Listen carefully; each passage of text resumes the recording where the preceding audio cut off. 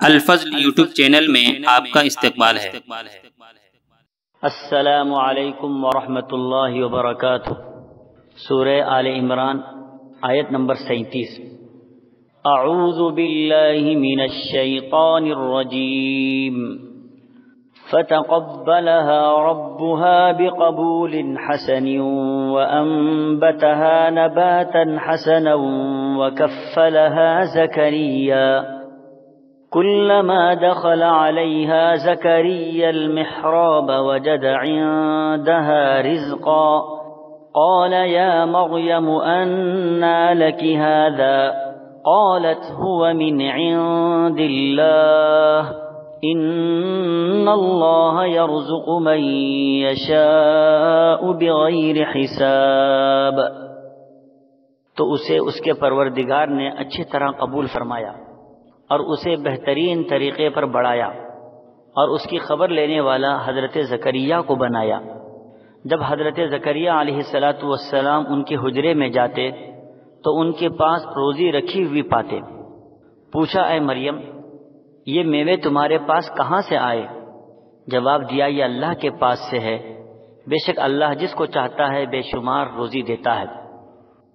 دوستوں اور بزرگوں، حضرت مریم علیہ السلام کی والدہ کی نظر کو اللہ نے بخوشی قبول فرما لیا اور اسے بہترین طور سے نشوونما عطا کی، ظاہری خوبیاں بھی عطا فرمائی اور باطنی خوبی سے بھی بھرپور کر دیا، اور اپنے نیک بندوں کے ہاتھوں اس کی پرورش فرمائی۔